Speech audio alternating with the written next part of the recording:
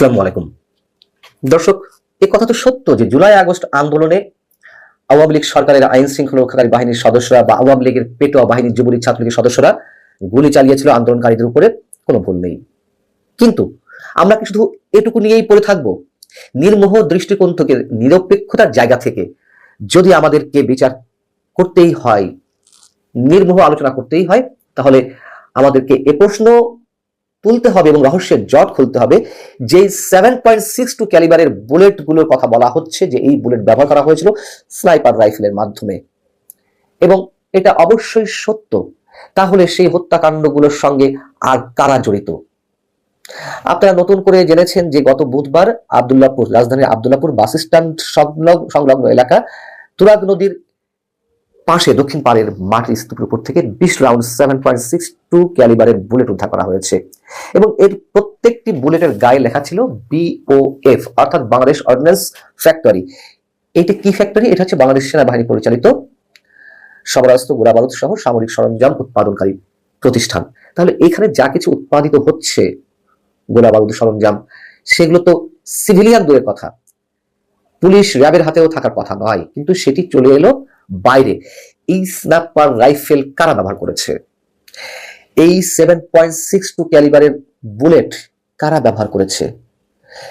আওয়ামী লীগের আইন শৃঙ্খলা রক্ষাকারী বাহিনী তারা মানুষ হত্যার সঙ্গে জড়িত ছিল বা সরাসরি শুট করেছে, এ কথা অবশ্যই সত্য। একটি ভিডিও তো ভাইরাল হয়েছে, সাবেক স্বরাষ্ট্রমন্ত্রী আসাদুজ্জামান খান কামালকে ওয়ারি জোনে, রাজধানীর ওয়ারি জোনে একজন পুলিশ কর্মকর্তা তিনি মোবাইলে ভিডিও ফুটেজ দেখাচ্ছেন, স্যার একটা একটা করে গুলি করি, একটা একটা করে মরে, বাকিগুলো তো স্যার দাঁড়াই থাকে, এরা তো দৌড়ায় না। এটিকে তো আমরা অস্বীকার করতে পারি না, তাই না? আরো অনেক ধরনের উদাহরণ তো আছেই। অবশ্যই আওয়ামী লীগ এই হত্যাকাণ্ডের সঙ্গে জড়িত ছিল, কিন্তু এই হত্যাকাণ্ডকে পুঁজি করে বা হত্যাকাণ্ডের পরিমাণকে আরো তীব্র করে প্রতিপক্ষ হিসেবে কারা এই ক্যাশটি লুটে নিতে চেয়েছিল? জাতিসংঘ দাবি করছে যে সামরিক বাহিনী বিরত ছিল এই হত্যাকাণ্ডে বা সরকারের দমন পীড়নের জড়িত হওয়া থেকে। জাতিসংঘ যেই দাবি করুক না কেন, সেটা নিয়ে আমি নিজেও কথা বলেছি, বাস্তবতা হচ্ছে সেনাবাহিনীর জুনিয়র কর্মকর্তা থেকে শুরু করে মধ্যম পর্যায়ের কর্মকর্তা ও শীর্ষ পর্যায়ের অনেক কর্মকর্তাদের সম্মিলিত সিদ্ধান্তের মাধ্যমে তো সেনাবাহিনী এই সিদ্ধান্তে পৌঁছেছিল যে তারা আর একটা গুলিও ছাত্র জনতার উপরে করবে না। তাহলে 5 আগস্ট শেখ হাসিনার সরকারের পতনের আগের 3-4 দিনই তো হত্যাকাণ্ডগুলো বেশি হয়েছে, সেইখানে এই গুলিগুলো কোত্থেকে এলো? খুবই ভ্যালিড কোশ্চেন, এবং আমার মনে হয় যে রহস্যের জট খুলতে খুব বেশি সময় লাগবে না। আমাদের তো ভুলে যাওয়ার কথা নয়,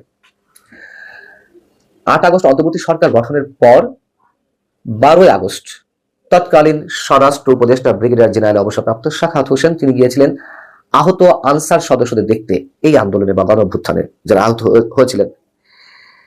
সেখানে ব্রিগেডিয়ার জেনারেল সাখাওয়াত হোসেন স্পষ্ট সাংবাদিকের সামনে বলেছিলেন যে যে অস্ত্র বাইরে পাওয়া যায় না সেটা সিভিলিয়ানদের হাতে কিভাবে এলো। পুলিশ র্যাবের জন্য যে অস্ত্র তিনি তর্কের খাতিরে বলছেন, সেটিও যদি হয়ে থাকে সেটি আবার সিভিলিয়ানদের হাতে যায় কি করে? তিনি এও বলছিলেন যে পুলিশের হাতে কারা দিয়েছে সেটা তদন্ত করা দরকার, যদি পুলিশের হাতে এই অস্ত্র দিয়ে থাকে। আনসার সদস্যদের বক্তব্য শুনে আমার কাছে আশ্চর্য লাগছে, পুলিশ ফায়ার বা গুলি কম লাগছে তাদের, মানে পুলিশের ফায়ার করা গুলি তাদের কম লেগেছে। সিভিলিয়ান পোশাকে 7.62 mm রাইফেলের গুলি লেগেছে। ম্যাসিভ ইনভেস্টিগেশন দরকার, এরা কারা, কাদের হাতে 7.62 mm রাইফেল গেল, এটা খুবই উদ্বেগজনক। তিনি আরো কয়েকটা কথা বলেছেন, তার মধ্যে উল্লেখযোগ্য হচ্ছে পুলিশ সদস্যের হাতে এই যে 7.62 ক্যালিবারের বা MM রাইফেল আছে সেটা মেনে নিলাম, কিন্তু সিভিল পোশাকে কারা আনসার গেটের মধ্যে গিয়ে গুলি করেছে? এই প্রশ্নগুলো তিনি তুলেছিলেন এবং এর তদন্ত হওয়া খুব জরুরি, এমনটাই বলেছিলেন। এর সঙ্গে আরো একটি মন্তব্য করেছিলেন যে রাজনৈতিক ক্ষেত্রে আওয়ামী লীগকে শুদ্ধি অভিযান চালিয়ে আওয়ামী লীগকে পুনর্গঠিত হতে হবে, তারপর রাজনীতি হতে হবে। এই দুটি কথা বলার কারণে আপনার নিশ্চয় মনে আছে ঠিক 4 দিন পর ব্রিগেডিয়ার জেনারেল সাখাওয়াত হোসেনকে স্বরাষ্ট্র মন্ত্রণালয় থেকে সরিয়ে দেওয়া হয়েছিল। কি অপরাধ ছিল তার? চরম সত্যখানে উচ্চারণ করেছিলেন। কেউ তর্কের খাতিরে বলতেই পারেন যে এগুলো আওয়ামী লীগের ক্যাডাররা ব্যবহার করেছিল, সেনাবাহিনীর অস্ত্র বা গুলি আওয়ামী লীগের যুবলীগ ছাত্রলীগের ক্যাডারদের হাতে গিয়েছিল। আচ্ছা, ধরে নিলাম তর্কের খাতিরে, তো তাদের হাতে যদি গিয়ে থাকে, তারা তো আনসার সদস্যদের গায়ে গুলি করবে না, তারা তো পুলিশ সদস্যদেরকে গুলি করবে না, তারা গুলি করবে সাধারণ শিক্ষার্থীদের উপরে। কিন্তু এই গুলিগুলো সাধারণ শিক্ষার্থীদের উপরে যেমন প্রয়োগ করা হয়েছে, তেমনি প্রয়োগ করা হয়েছে আইন শৃঙ্খলা রক্ষাকারী বাহিনীর সদস্যদের উপরে। কেন?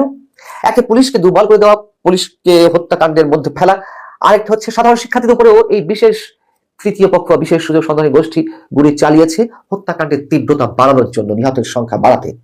স্পষ্টত এখন তার প্রমাণ তো স্বরাষ্ট্র উপদেষ্টা, তৎকালীন স্বরাষ্ট্র উপদেষ্টার কথাবার্তাতেই মানে কিছুটা আঁচ করা গিয়েছিল। তিনি অবাক হয়ে গেছিলেন। সিরাজগঞ্জে যে 18 পুলিশ কর্মকর্তাকে বা পুলিশ সদস্যকে মেরে গাছের সঙ্গে ঝুলিয়ে রাখা হয়েছিল, এটি কারা করেছিল? এটি তো নিশ্চয়ই ছাত্রলীগ যুবলীগের নেতা কর্মীরা করেনি। তাহলে আন্দোলনকে তীব্র করতে বা আন্দোলনকে ক্যাশ করতে, শেখ হাসিনার পতনকে ত্বরান্বিত করতে সেই জায়গা থেকেই তো এই কাণ্ডগুলো ঘটানো হয়েছে। এবং সিরাজগঞ্জে যে 18 জন পুলিশ সদস্যকে হত্যা করা হলো, সেটা তো বিএনপি জামাতের নেতা কর্মীরা প্রকাশ্যে পরবর্তীতে বলেছেন যে তাদেরকে হত্যা করেছে আমরা, ক্রেডিট নেওয়ার চেষ্টা করেছেন যে আন্দোলনকে কিভাবে তীব্র করা হয়েছিল সেগুলো আমরাও তার অংশীদার।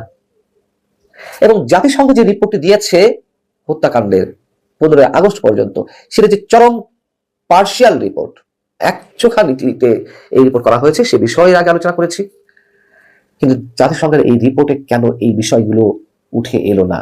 তারা যে ফ্যাক্টস ফাইন্ডিংস এর মাধ্যমে রিপোর্ট করেছে, তুমুল আকর্ষণীয়, তুমুল গ্রহণযোগ্য একটি রিপোর্ট অনেকের মতে, আমার মতে একটা ফালতু রিপোর্ট হয়েছে, স্পষ্ট করে বলতে চাই।